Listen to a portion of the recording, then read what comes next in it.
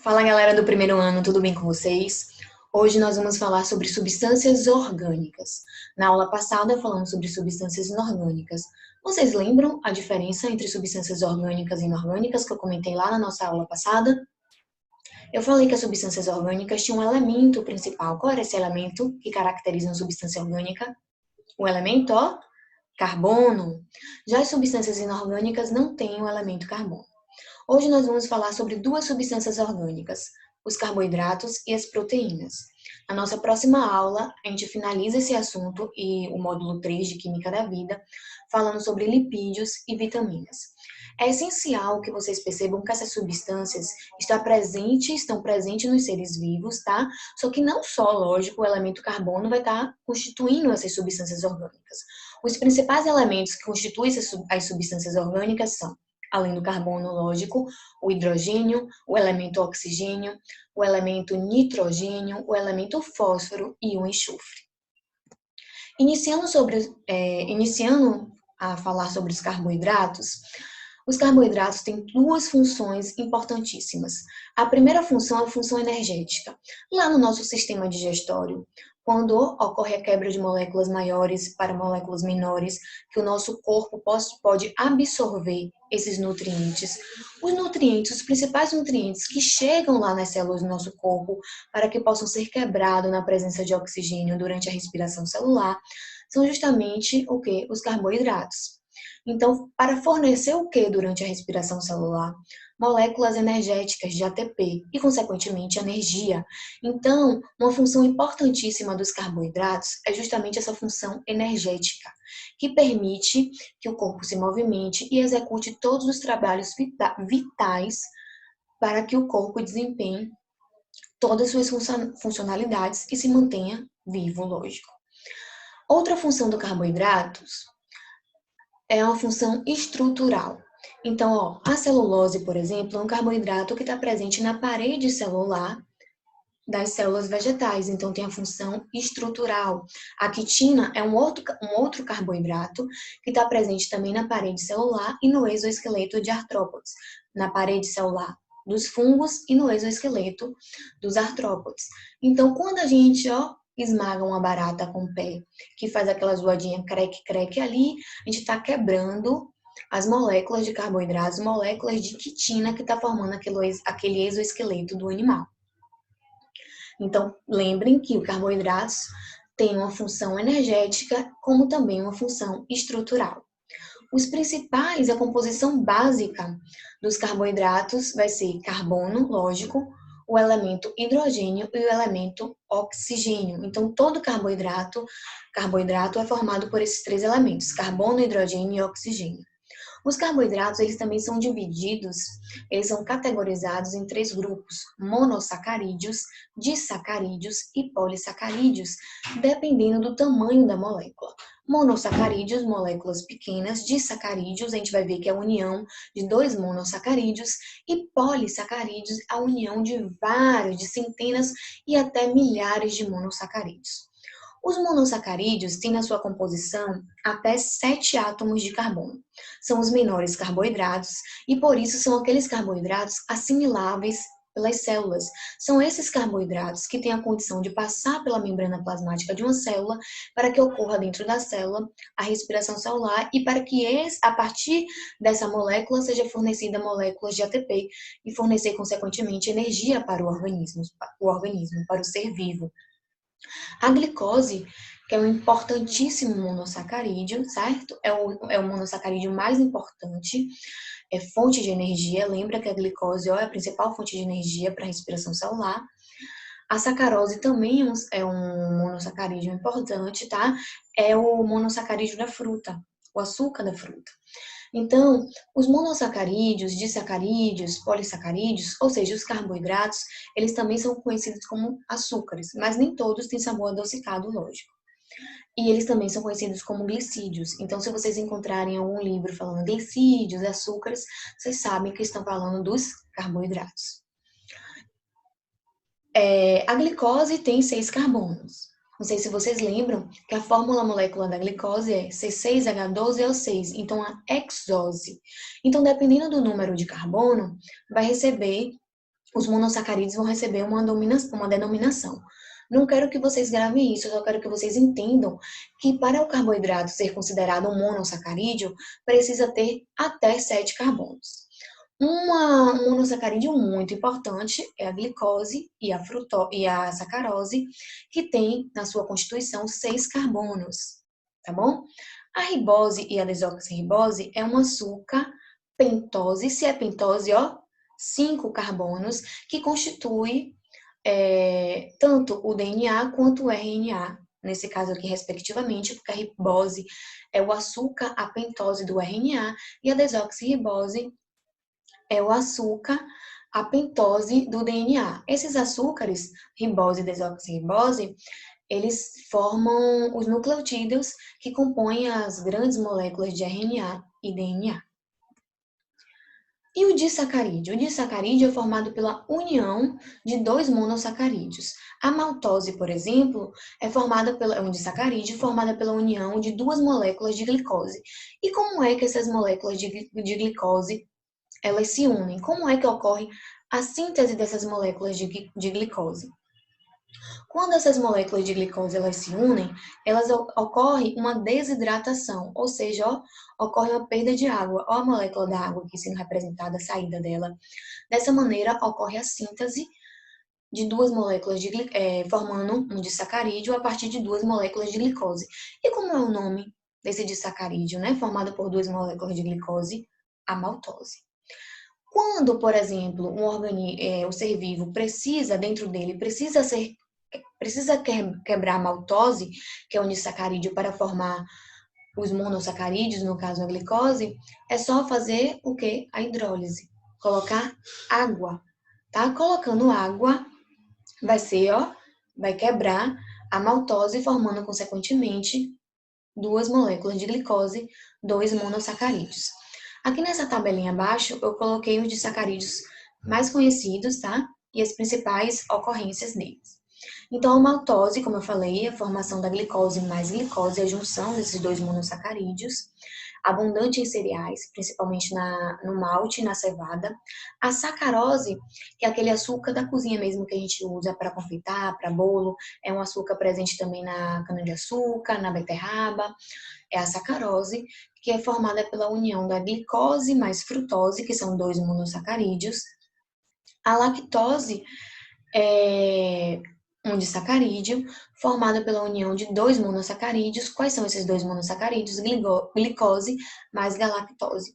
Algumas pessoas, com o passar do tempo, adquirem uma intolerância a esse açúcar, a esse disacarídeo chamado de lactose, que é o açúcar presente no leite. E os polissacarídeos? Os polissacarídeos, eles são compostos por mais de 10 moléculas de monossacarídeos. Os mais importantes são formados, inclusive, por centenas ou até milhares de moléculas de glicose. Milhares de moléculas, então, de monossacarídeos. Um importante polissacarídeo é o glicogênio, que é uma reserva, né, de carboidrato, que está presente tanto em animais quanto em fungos. Esse glicogênio, por exemplo, na gente, no ser humano, é encontrado no nosso fígado. Quando a gente tem uma carência de glicose no nosso sangue, o que acontece? Esse glicogênio lá do nosso fígado, ele é quebrado, esse polissacarídeo ele é quebrado, para que ocorra a liberação de monossacarídeos de glicose na nossa corrente sanguínea. Assim como quando a gente tem um excesso de glicose no nosso sangue, a glicose tende a ir para o fígado, né, o nosso órgão do corpo humano, para que possa ser unidos a outras moléculas de glicose e formar, por exemplo, o glicogênio, que é um polissacarídeo, carboidrato polissacarídeo. O amido também é um polissacarídeo de reserva, mas encontrado nos vegetais e não nos animais, como é o caso do glicogênio. Então, quando a gente come uma batatinha, certo? A batata inglesa, que é o caule, quando a gente come uma mandioca, uma beterraba, uma cenoura, que são as raízes, a gente está comendo ali um acúmulo de amido, um acúmulo de polissacarídeo, essa substância de reserva, encontrados em alguns órgãos vegetais, né? Caules, raízes, encontrado também em algumas sementes. Outros carboidratos polissacarídeos bastante conhecidos é a celulose, como eu já falei, que tem a função estrutural, compõe a parede celular das células vegetais, e a quitina, que compõe a parede celular dos fungos e compõe a parede e compõe também o exoesqueleto de artrópodes. E as proteínas? Outro grupo de substâncias orgânicas cuja principal função é construtores. As proteínas estão presentes em todas as nossas células do nosso corpo, certo? Então, constrói as células do nosso corpo, está presente na membrana plasmática das nossas células. Então, a principal função das proteínas são construtoras. A principal função lá dos carboidratos, eu falei que é a função energética e a função estrutural. Quando a gente fala de proteína, as proteínas são construtoras. Então, vai formar e vai manter músculos, ossos, sangue, órgãos, pele, vão construir novos tecidos, vão promover o crescimento e vai contribuir, inclusive, para a resistência do organismo a determinadas doenças. Quanto à composição, as proteínas são formadas por diferentes tipos de aminoácidos. Eu sempre dou esse exemplo. A gente pensa, quando a gente fala de carboidratos, proteínas, a gente está falando de moléculas enormes. Então, pense que carboidratos, proteínas é um trem enorme e que cada vagão, no caso da proteína, vai ser um aminoácido. Então, essa proteína é formada por um conjunto de monômeros, um conjunto de moléculas pequenas chamadas de aminoácidos. Aqui eu coloquei a estrutura de um aminoácido. O aminoácido é formado por um grupo amina, um grupo carboxila e um radical. É justamente esse radical que vai diferenciar um aminoácido do outro.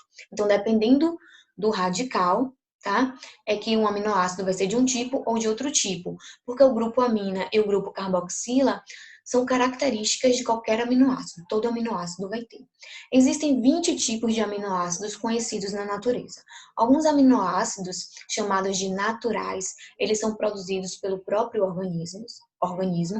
Outros aminoácidos, que são os aminoácidos essenciais, a gente só consegue colocar para dentro quando a gente insere esse aminoácido através da alimentação. Então, muitas pessoas que, por exemplo, fazem academia, costumam estar ingerindo esses aminoácidos que são essenciais. Para o quê? Para construir mais músculos, para aumentar a sua massa muscular, para ficar mais forte. Aqui eu coloquei a relação dos 20 aminoácidos conhecidos, tá bom? Lembrando que esses aminoácidos, eles são diferenciados em naturais, aqueles produzidos pelo nosso próprio corpo, e os essenciais, que são aqueles adquiridos através da nossa alimentação. Vou fazer uma pergunta para vocês. Por que vocês acham, por exemplo, que o arroz com feijão é um prato tão importante, né? O arroz, feijão, bife, ou seja, a carne, é um prato tão importante e essencial para o brasileiro, para qualquer ser humano, na verdade. Porque o arroz, e como fala assim, arroz e feijão é um par perfeito. Porque tanto o arroz quanto o feijão, a combinação desses dois alimentos vai suprir todo o nosso organismo com os aminoácidos, com esses 20 aminoácidos que existem na natureza, tá bom?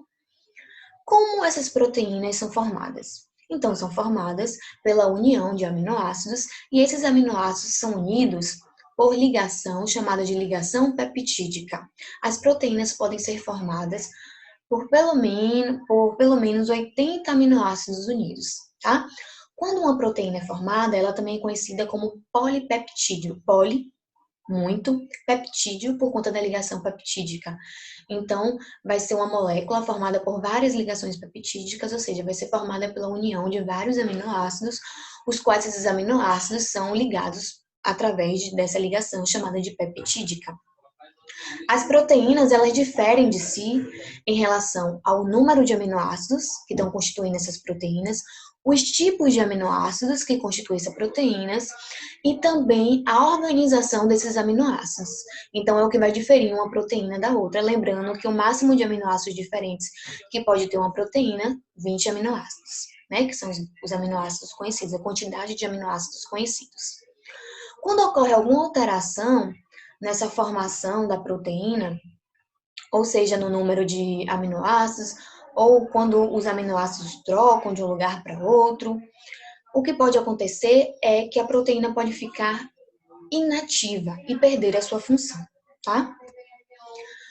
Uma doença conhecida é a anemia falciforme. Eu não sei se vocês sabem, mas dentro dos glóbulos vermelhos existe aqui uma proteína chamada de hemoglobina. É essa proteína, inclusive, que leva o oxigênio para todas as células do nosso corpo através da circulação sanguínea. A anemia falciforme é uma doença genética, então é provocada, né? Ela é adquirida através de uma herança hereditária. Ela é provocada por alteração num tipo de aminoácido presente na proteína hemoglobina. Essa alteração do aminoácido presente que compõe a proteína hemoglobina altera e modifica a hemácia, deixando essa hemácia no formato de foice. E é por isso que a doença é chamada de anemia falciforme. As proteínas, ela tem suas formações, tá? Então, a proteína tem uma estrutura primária, que é uma simples ligação de aminoácidos, tem uma estrutura secundária, quando os aminoácidos estão unidos, mas formam assim como se fosse uma hélice. A estrutura terciária, tá? Que é formada por várias cadeias polipeptídicas, e uma estrutura quaternária, que é uma estrutura mais complexa. Percebam que mudanças na temperatura e no pH dessas substâncias pode ocorrer a desnaturação das proteínas, provocando uma possível inatividade da proteína. Essa desnaturação das proteínas, elas podem ser reversíveis ou irreversíveis. Por exemplo, o nosso cabelo tem uma proteína chamada de queratina. Quando algumas pessoas dão chapinha no cabelo, muda a formação da proteína. Mas quando a gente molha o cabelo, o nosso cabelo volta ao normal. Ou seja, a formação da proteína voltou ao normal. Então aí é uma desnaturação reversível. Mas algumas desnaturações não são reversíveis, são conhecidas como irreversíveis. Por exemplo, a proteína que compõe o ovo, chamada de albumina. Quando a gente coloca um ovo para fritar, a proteína desnatura e não tem como a albumina voltar à sua formação inicial, tá bom? Uma classe de proteína bem importante que vocês precisam prestar atenção são as enzimas. Todas as enzimas são proteínas, nem todas as proteínas são as enzimas. As enzimas são produzidas no interior das nossas células, mas agem também fora das células. Qual a função das enzimas? Aceleram as reações químicas, aumentando a velocidade das reações intracelulares. Pensem vocês, tudo no nosso corpo acontece de maneira muito rápida. Então, essas enzimas aceleram as reações químicas que ocorrem no nosso corpo, tanto dentro da célula como fora da célula. Se não tivesse essas enzimas, as reações seriam muito mais demoradas. É importante vocês saberem também que cada enzima é específica para um tipo de substrato. A gente chama de chave fechadura. Cada chave vai abrir uma determinada fechadura. Então, cada enzima vai agir em um determinado substrato, tá bom? As enzimas, elas têm sua atividade ótima quando tem uma temperatura ótima e quando tem um pH ótimo. Se muda esses valores de pH e de temperatura, elas agem, mas não agem na sua funcionalidade total, na sua funcionalidade ótima, tá? Gente, deixa eu ver se tem mais alguma coisa, não. Era isso que eu queria falar com vocês sobre carboidratos e proteínas. Fiz um resumo, é o que é interessante vocês saberem, é o que tem no módulo de vocês, tá? É o que vocês são cobrados lá na frente, tanto nas nossas atividades avaliativas, quanto em concurso, quanto em vestibulares para universidades e faculdades. Na nossa próxima aula, a gente fala sobre os outros dois grupos de substâncias orgânicas, lipídios e vitaminas. Eu espero que vocês tenham entendido, mas caso tenha alguma dúvida, vocês entrem em contato comigo. E mais uma vez eu aviso que eu estou sentindo falta de um feedback de vocês. Eu espero o retorno de vocês, tá bom? Fico no aguardo e até a nossa próxima aula, ó. Um beijo e saudade. Tô com saudade até da perturbação de vocês. Até Pedrinho tá falando que tá com saudade, viu? Um beijão, galera. Fiquem em paz e até a nossa próxima aula.